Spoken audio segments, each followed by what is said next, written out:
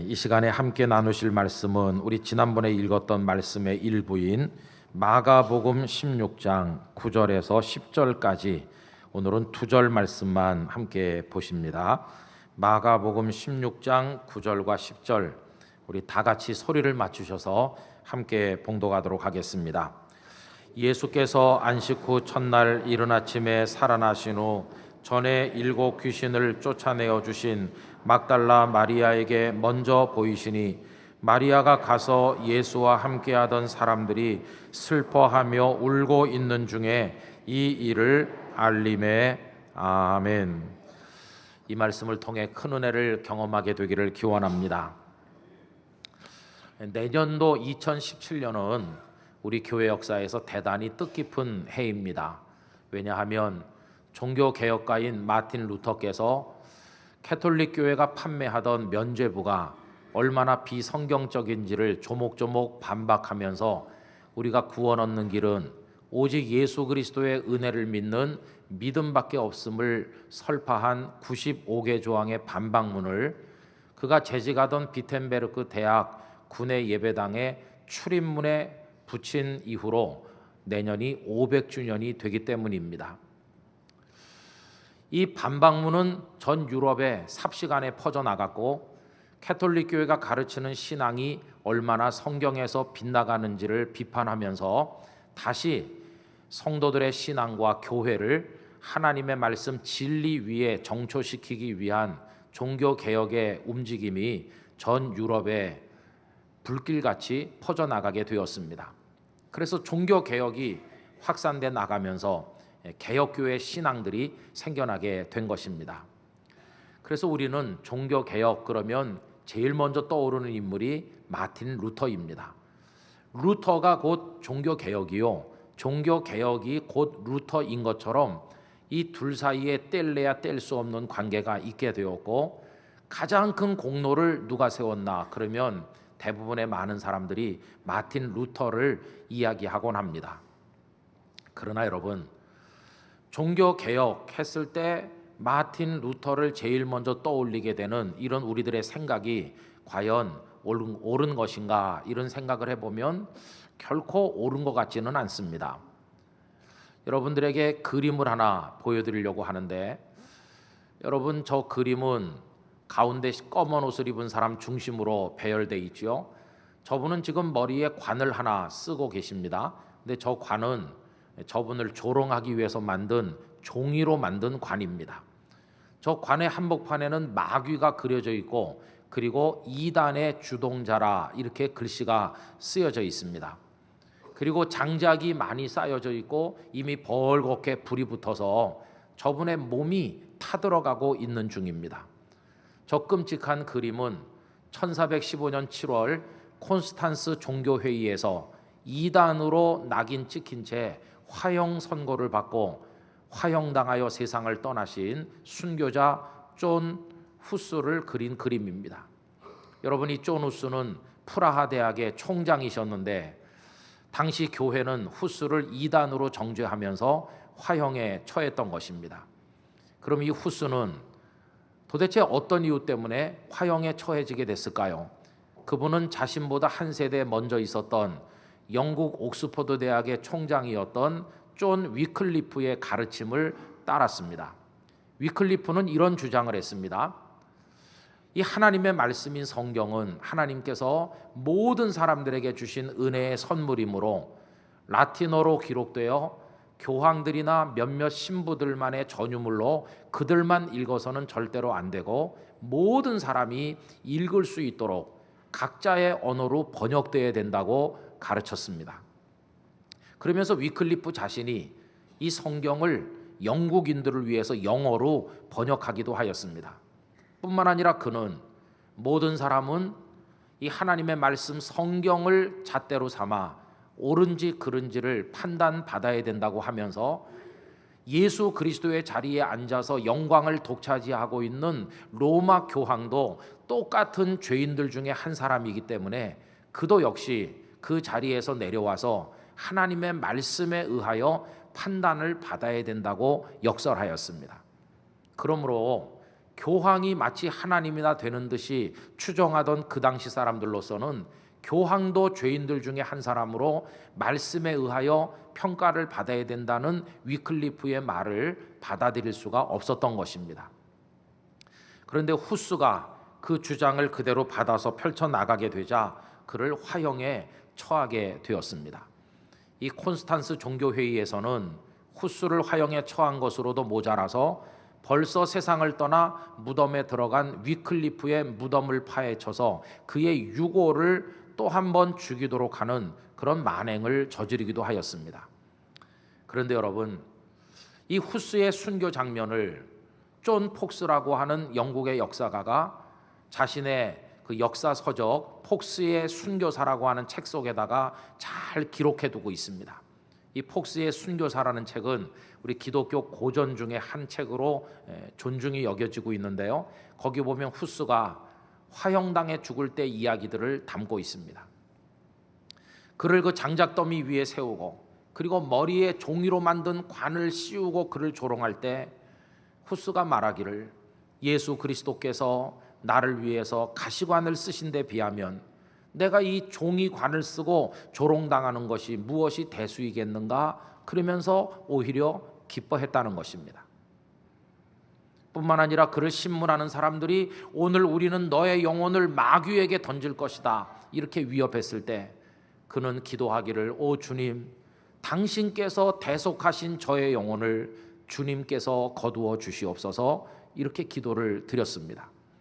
그를 녹슨 쇠사슬로 결박했을 때 그는 말하기를 그리스도께서는 쇠사슬 정도가 아니라 십자가를 지고 골고다를 오르셨는데 이 쇠사슬에 묶이는 것이 뭐 그렇게 대단한 일이겠느냐 그렇게 말했다고 합니다.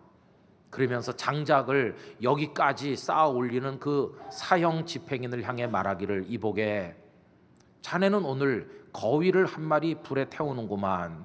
여러분이 후스라는 이름 속에 들어있는 뜻이 거위라는 뜻이 있다고 합니다.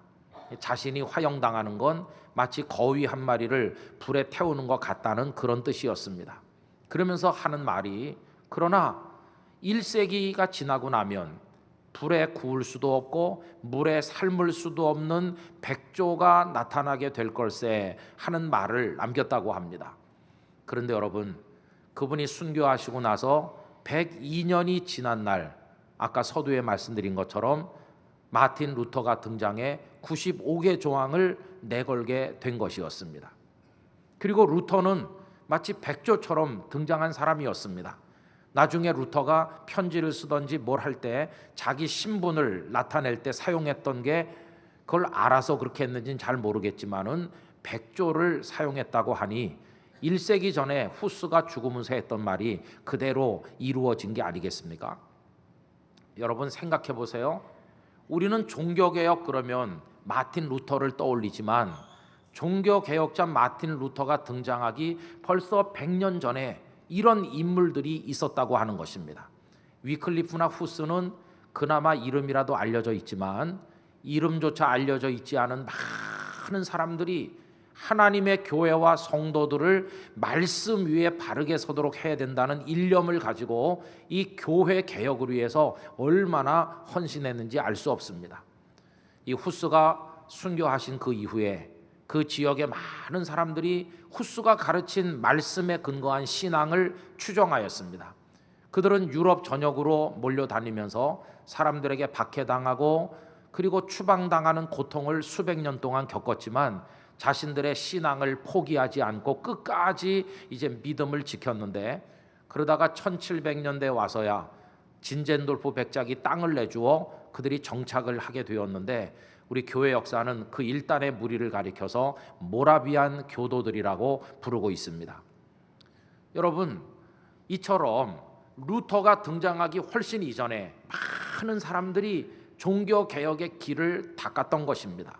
루터는 이미 닦여진 그 길로 달려가면서 사람들에게 박수를 받은 주인공과 같은 사람이라면 하나님께서는 주인공 대접을 받지 못하는 그 이전에 이름도 없이 알려지지도 않은 채로 그 길을 닦았던 그 사람들을 무시하시겠습니까? 결코 그렇지 않습니다. 저는 어떤 의미로 루터가 종교개혁의 영웅인 것이 아니라 그 이전에 그 길을 닦았던 무수한 많은 사람들이야말로 하나님께서 기뻐하시는 종교개혁의 선구자가 아닌가, 이런 생각을 해보게 되는 것입니다. 우리는 지난 5월 29일 주일에 막달라 마리아를 중심으로 오늘 읽은 본문을 생각했던 적이 있습니다. 막달라 마리아는 7 귀신에 들렸던 불쌍한 여자인데 예수님의 은혜를 입어서 거기서 풀려난 은혜를 입은 하나님의 딸이었다고 그랬습니다. 이미 받은 은혜도 충분한데 왜 예수님께서는 부활하신 당신을 그녀에게 보여주셨는가 하는 것을 그날 생각했었습니다. 그 대답인즉슨 과거에 받은 은혜가 크다 할지라도, 귀신으로부터 노임을 받는 은혜를 입었다 할지라도 그것은 이 땅에 살아가는 얼마 동안에만 필요한 것일 뿐 그녀도 결국은 죽을 때가 있을 것이기 때문에 이 마리아에게 정말로 필요한 마지막 은혜는 그 죽음을 이기는 영원한 생명, 하나님의 나라의 영생의 은혜인 것이고, 부활하신 예수님은 당신을 보여주심으로 이 마리아에게 부활의 생명, 영원한 생명의 은혜를 주시고자 했다는 사실을 우리가 생각을 했었습니다. 여러분이 부활 속에 담긴 영생이라는 고귀한 은혜, 그 값진 가치가 우리 땅끝교회 성도들에게도 주어지기를 간절히 기원합니다. 그래서 그날 말씀드리기를 이 막달라 마리아는 복음서 속에서 아주 독특한 위치를 차지하고 있다고 했었습니다. 그럼 여러분, 막달라 마리아가 복음서 안에서 특별한 위치를 차지하고 있다고 말할 수 있는 근거는 도대체 뭐겠습니까?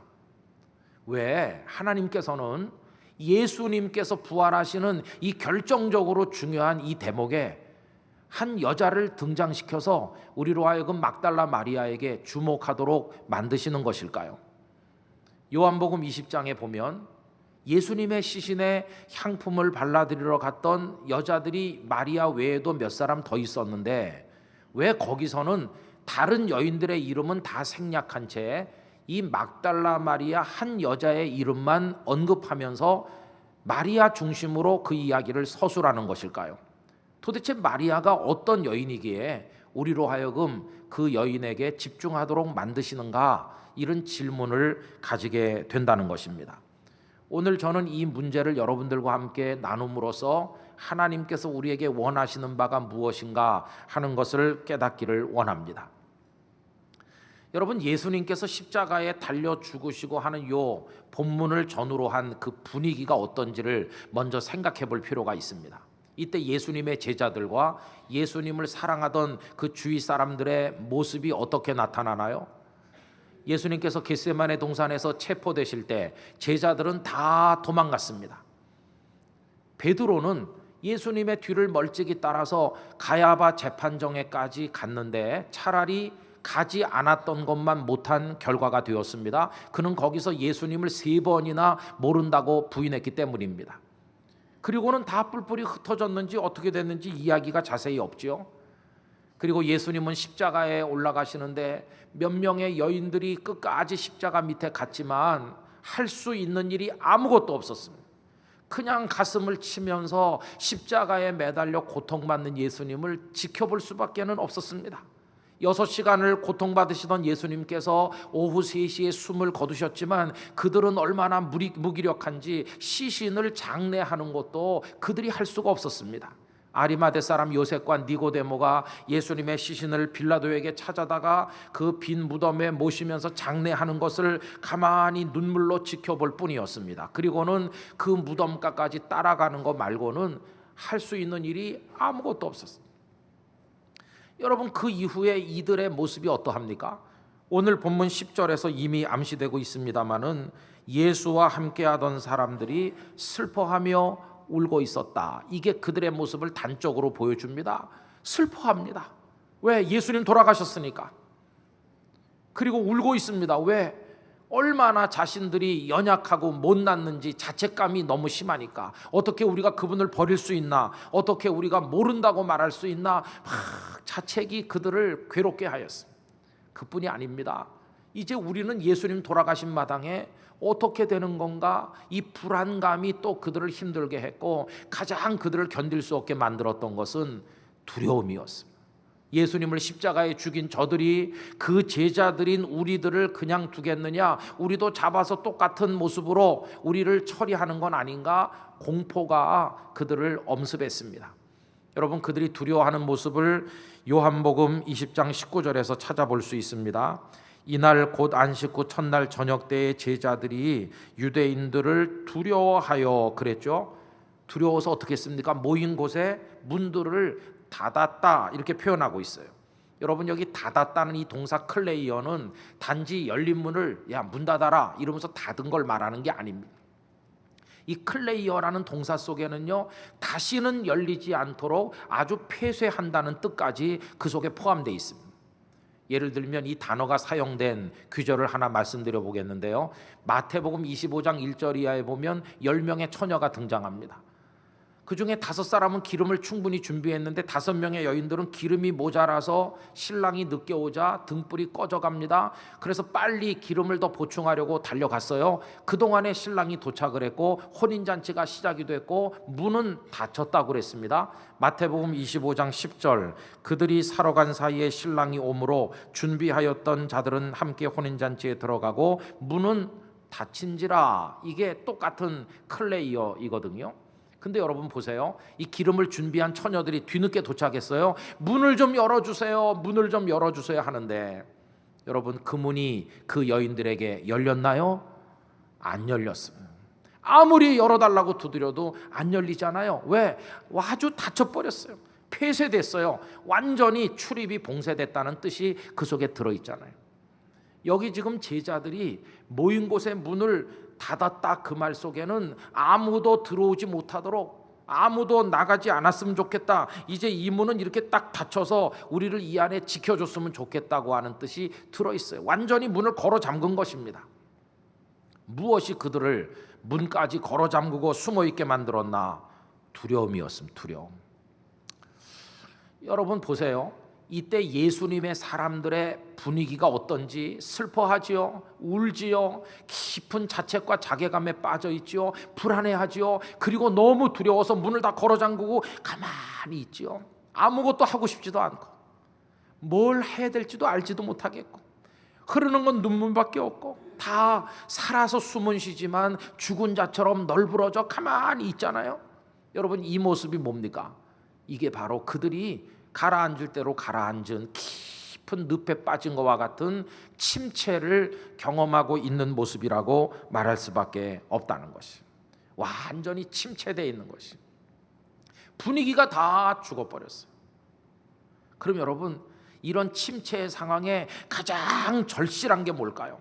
어떻게 이 상황을 반전시킬 수 있을까요? 그 상황에서 가장 요긴한 게 뭐겠습니까? 이 침체의 반대말을 우리가 개념적으로 찾는다면 그것은 부흥인 것이, 부흥.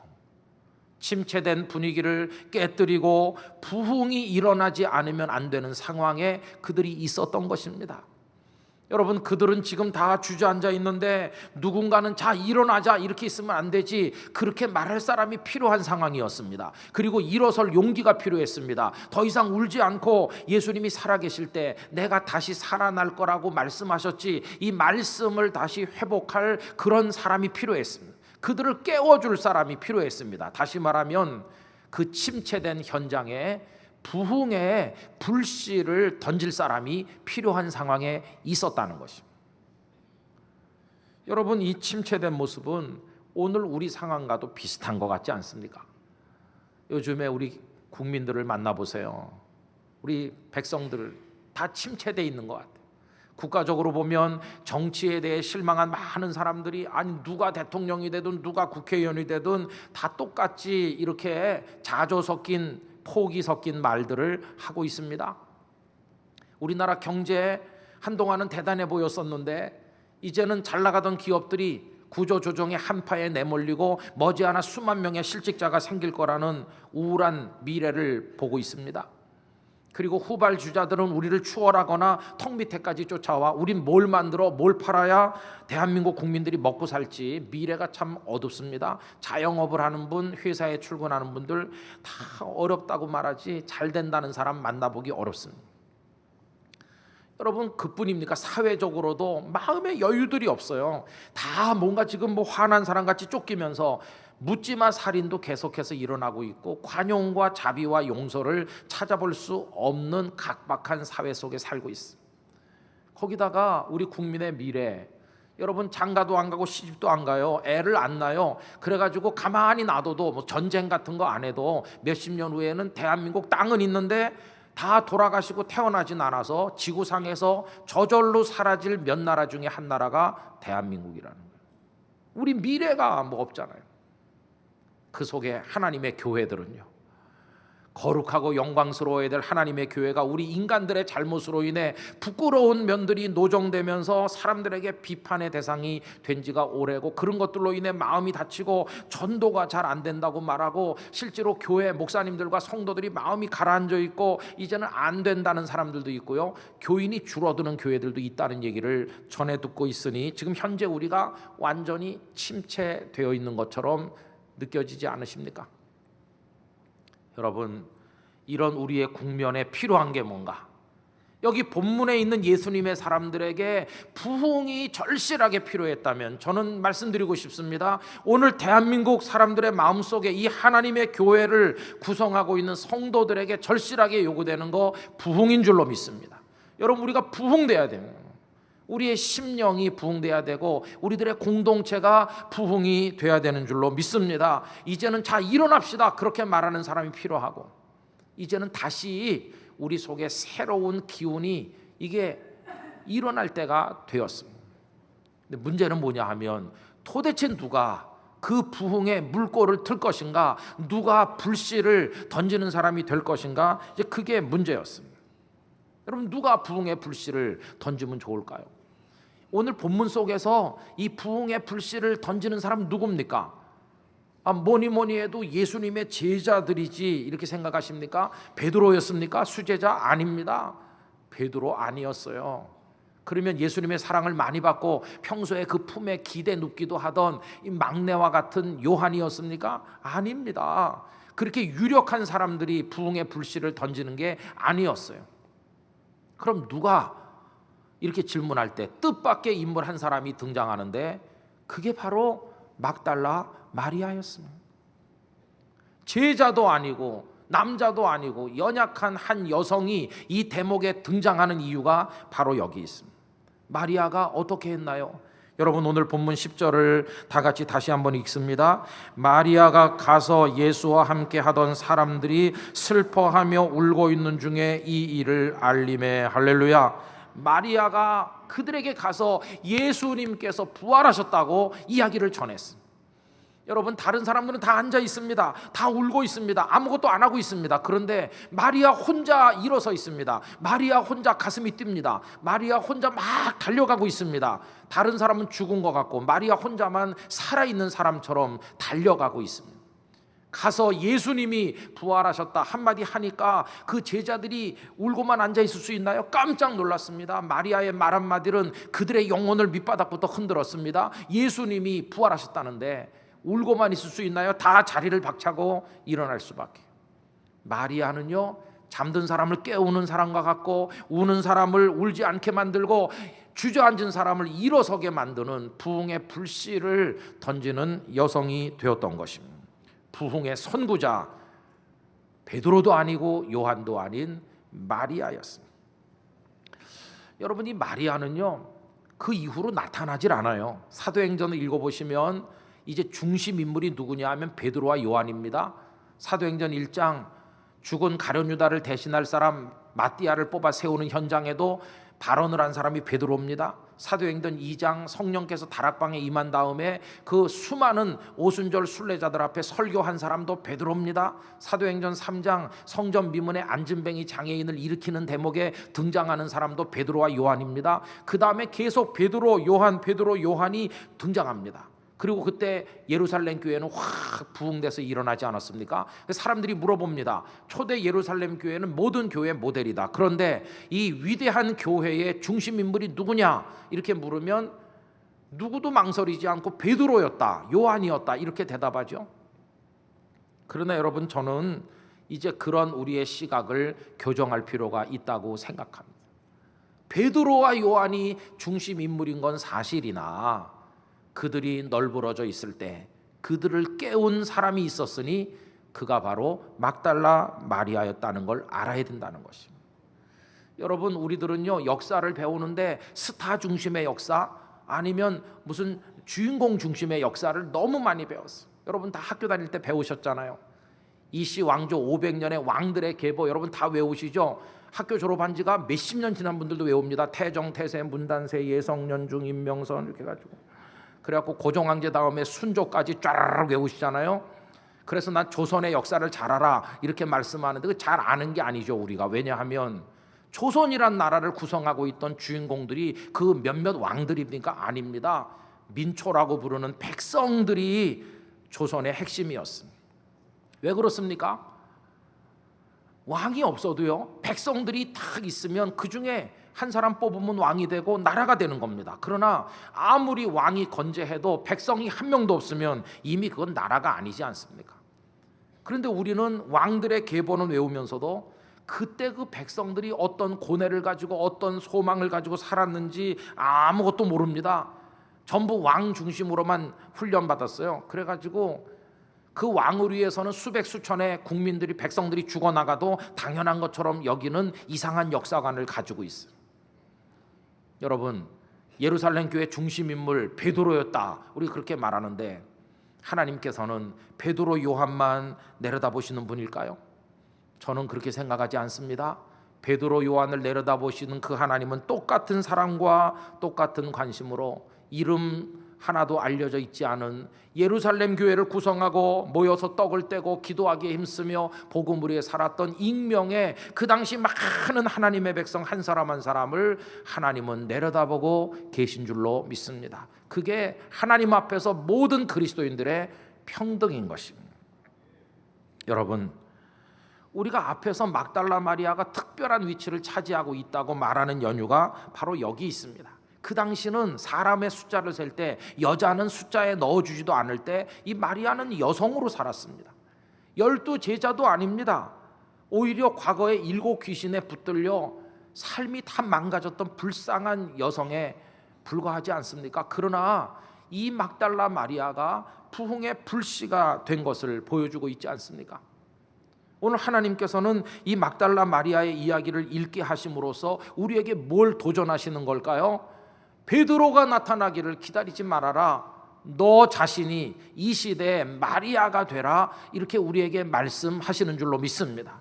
부흥의 불씨를 던지는 사람이 되라고 하나님께서 우리에게 말씀하고 계시다는 것이, 오늘 오신 사랑하는 성도 여러분들이 이 시대의 마리아가 되시기를 바랍니다. 여러분들이 가는 데마다 침체되어 있던 것들이 변해서 부흥의 방향으로 돌아서는 열매들이 있기를 간절히 기원하는 것입니다.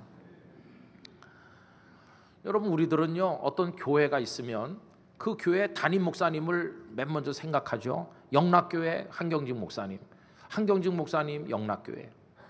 그래서 영락교회가 곧 한경직 목사님이고 한경직 목사님이 곧 영락교회인 것처럼 생각을 하지요. 물론 한 목사님의 공로가 크다는 거 우리가 알고 있어요. 그러나 그렇게만 생각하는 것은 잘못입니다.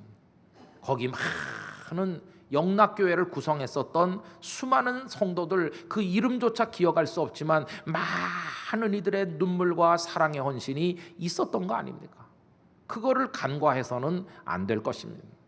똑같은 이치로 여기 지금 영도 한 끝자락에 땅끝 교회가 있는데 그 부산 땅끝 교회, 그럼 많은 사람들이 김은성 목사 이러겠지만 여러분이 이 교회가 저가 땅끝 교회인 건 절대로 아닌 것입니다.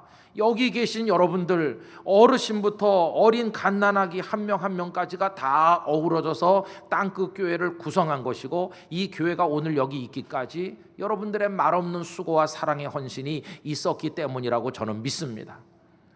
저는 앞으로도 우리 교회가 어떤 목사나 어떤 한두 사람의 아이디어나 노력에 의해서 움직이는 교회가 아니라 말없지만 막달라 마리아처럼 부흥의 불씨가 되기를 원하는 많은 성도들의 사랑의 노력을 통해 우리 교회가 성장해 가기를 간절히 소원합니다.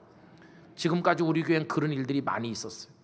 여러분, 근 20여 년 전에 IMF가 왔을 때 우리 교회 돈이 너무나 없고 빚더미에 올라앉아가지고 어린이집을 하는데 우리 교인들이 하는 게 아니라 예수님도 믿지도 않는 사람이 예배당 안에서 어린이집을 해야 되는 이상한 상황에 우리가 내몰렸습니다. 수요일날 아침이면 그 사람과 계약서에 사인을 하기로 했습니다. 막다른 골목에 몰렸는데 제가 얘기한 것도 아니고 장로님들이 결정한 것도 아니고 그냥 뜻밖의 교인들이 마리아처럼 일어나서 우리를 깨웠습니다. 어떻게 이 예배당을 안 믿는 사람에게 빌려줄 수 있습니까? 우리가 우리 주머니를 털어서 하겠습니다. 이래가지고 그분들이 그 어려울 때, 다 힘들 때 어린이집을 운영하게 됐고 잘 키우셔서 그래서 잘 될 때 아무 조건 없이 그걸 통째로 우리에게 헌납하시지 않으셨어요? 우리 교회는 그렇게 움직인 교회입니다. 그 IMF 때 노숙자가 넘쳐나는데 우린 돈이 없어서 힘들었지만 당회가 결정한 것도 아니고 목사가 아이디어를 낸 것도 아닌데 어떤 성도들이 오셔서 목사님 우리가 굶주리는 사람들에게 밥을 주고 싶습니다. 우리를 깨웠어요. 밥을 주고 싶다고. 돈이 없는데요. 교회 재정도 없고요.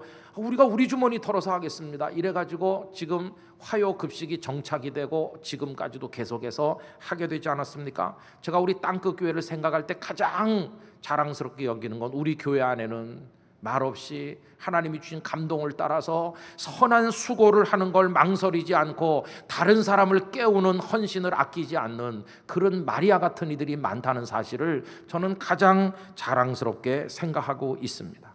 앞으로도 우리 교회가 그런 교회가 되기를 간절히 기원합니다. 여러분, 베드로가 나타나서 부흥시키기를 기다리고 있지 맙시다. 우리가 막달라 마리아가 돼야 됩니다.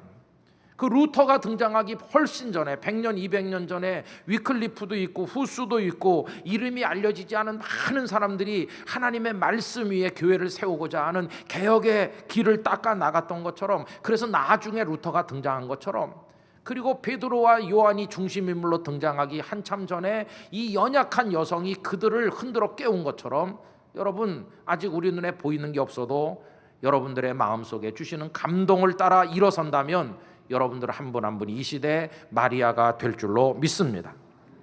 어떻게 할 수 있을까? 어떻게 마리아 같은 역할을 할 수 있을까? 대답이 딱 하나입니다. 너무나 단순합니다. 이 마리아는 어떻게 했습니까? 예수님을 만났기 때문에 할 수 있었어요. 부활하신 예수님을 딱 만났기 때문에 할 수 있었던 것입니다. 그 예수님의 영광스러운 부활의 모습이 그 눈을 꽉 채우고 마리아야 부르시는 음성이 그 여인의 귀에 충만하고, 그리고 그 가슴 속에 예수님이 부활하셨다는 막 감격이 넘치니까 누가 등을 떠밀지도 않았는데도 막 제자들에게 달려가서 널브러져 울고 있는 제자들을 화들짝 놀라 일어나지 않으면 안 되도록 만드는 그 역사를 이루었습니다. 어디서 마리아는 그런 일을 할 수 있는 힘을 얻었나? 예수님을 만났기 때문이었어요. 성도 여러분, 주님을 만나는 은혜가 있으시기를 바랍니다. 여러분의 눈과 귀, 여러분의 가슴을 예수님이 채우시기를 원합니다. 주님으로 충만한 사람이 되면 주께서 여러분들에게 감동하실 때 가만히 있는 사람 결코 되지 않을 것입니다. 성령께서 뭐가 필요하다, 너는 뭘 해야 된다 말씀하시면 나 혼자 어떻게, 나같이 작은 사람이 어떻게, 이렇게 생각하지 마십시오. 홀로 기도를 시작하시기 바랍니다.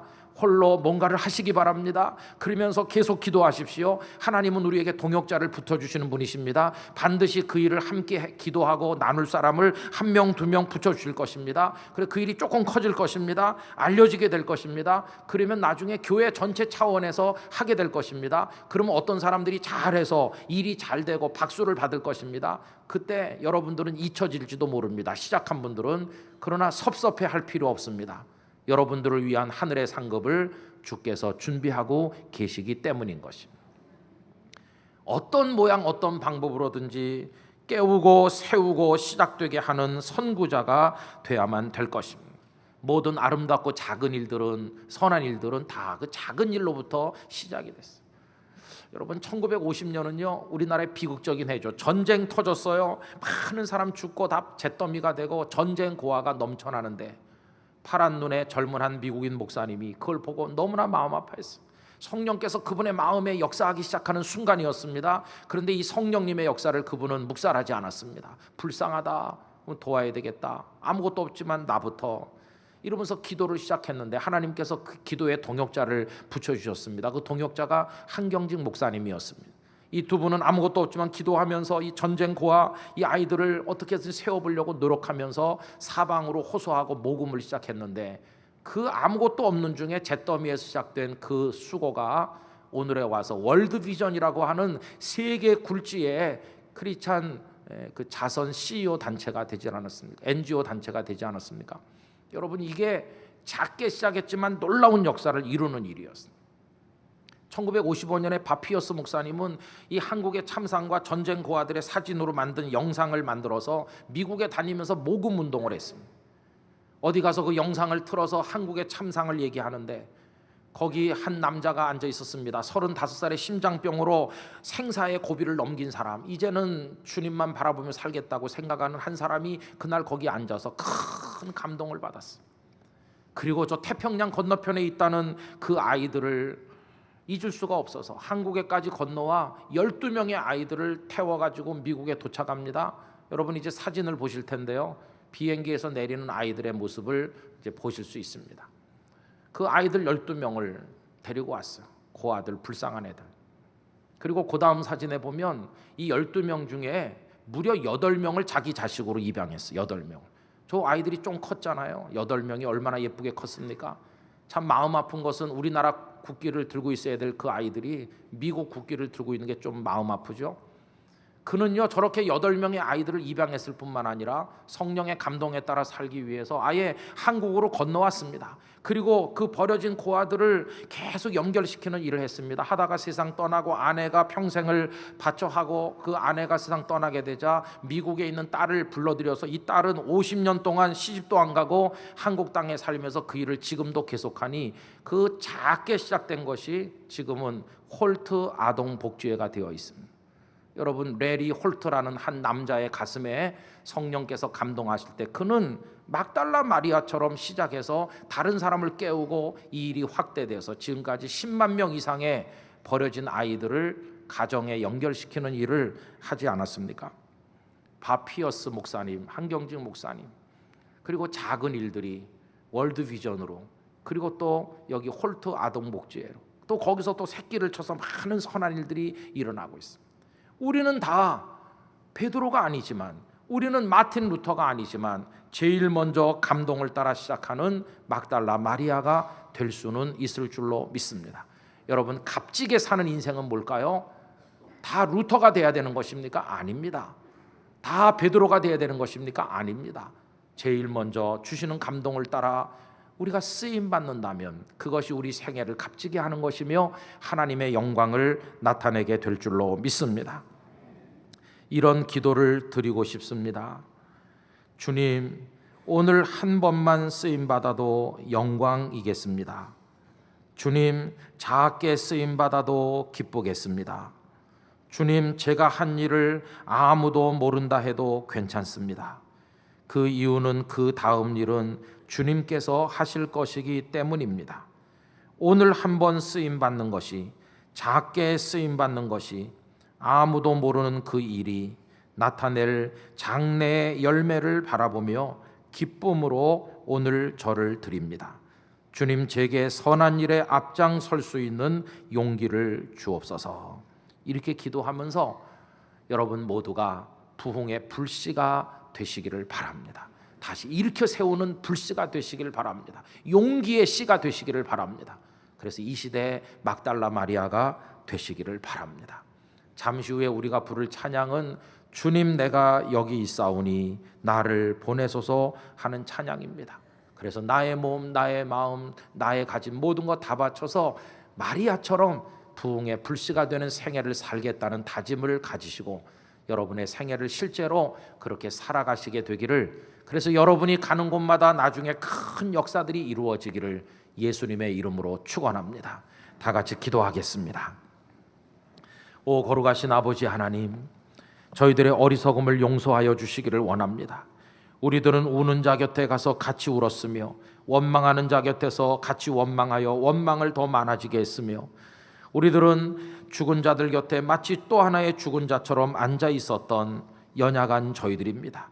이제는 울던 자리에서 일어서게 하시고 원망을 늘어놓던 자리를 박차고 나오게 하시고 이제는 부활하신 예수님으로 우리의 가슴에 채우고 달려가게 하여 주시기를 원합니다. 눈에 눈물을 닦아주는 사람, 일으켜 세우는 사람, 주님을 바라보게 하는 사람, 선한 일에 맨 먼저 발길을 내어 디디는 용기 있는 선구자들이 되기를 원합니다. 우리 땅끝 교회와 성도들을 그렇게 사용하여 주시옵소서.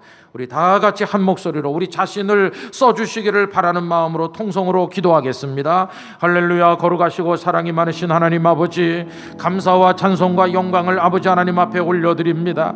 아버지 하나님이여, 모두의 마음이 가라앉아 침체되고 있을 때 누군가는 먼저 부흥의 불씨가 되어야 되는데 아버지 하나님, 베드로도 아니었고 요한도 아니었습니다. 연약한 여성 마리아를 통하여 하나님께서는 부활하신 예수님의 소식을 세상에 증거하게 하셨습니다. 아버지 하나님, 우리들이 대단한 인물은 아니지만 성령께서 우리의 마음에 거룩한 감동을 주실 때 그 감동에 따라 우리의 자신을 드리고 하나님의 뜻에 순종함으로 말미암아 놀라운 역사의 불씨를 던지는 사람들로 살아가게 만들어 주시옵소서. 하나님, 저희 생애를 그와 같이 값지게 드릴 수 있게 하여 주시옵소서. 거룩하신 아버지 하나님, 저희의 삶을 하나님 앞에 아름답게 드리게 하사 귀하게 쓰임받게 하여 주시옵소서. 대단한 인물은 결코 아닐지라도 다른 일을 일으켜 세워 깨우고 부흥의 불씨가 되는 인생을 저희 땅끝 교회 성도들이 살아가게 만들어 주옵소서. 우리 교회 지금까지 그런 이들이 많이 있어서 영도의 인구가 절반 이하로 줄고 많은 교회들이 침체하는 가운데도 우리 교회가 꾸준히 부흥할 수 있었다면 앞으로 우리 교회 그와 같은 마리아들이 많이 일어나게 복을 내려 주시옵소서. 예수님의 이름으로 기도하옵나이다. 아멘.